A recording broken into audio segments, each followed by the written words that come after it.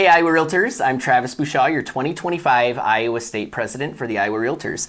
I'm here with Greta Haas, our Government Affairs Director, and she's here to talk to us about water-led service lines. So let's hear about them. Yep, so in the 2025 legislative session, we worked closely with several water utilities across the state, specifically with Des Moines Water Works, to pass legislation in response to a rule that came down from the EPA at the federal level. So the EPA is requiring the replacement of lead service lines over the next decade. Yep.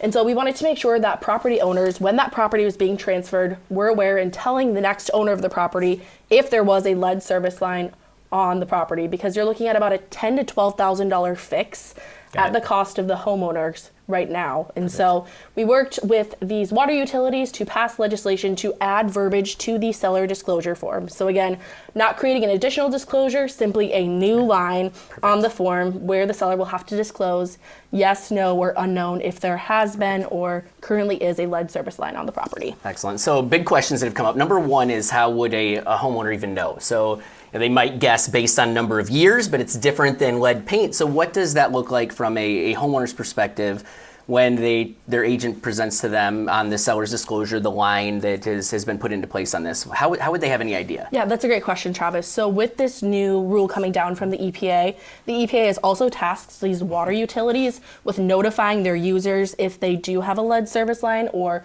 what potentially their service line is made out of. So they will tell them, send them a letter definitively, at least annually, that yes, you do have a lead service line on your property, no, you do not, or it's unknown what your service line is. And so there's no true kind of timetable. We know for sure that lead was phased out and no longer legal in 1986.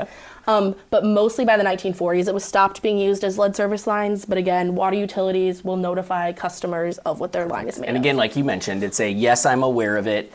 No, I'm not aware of it, it doesn't exist, or I'm not sure, and that's the unknown.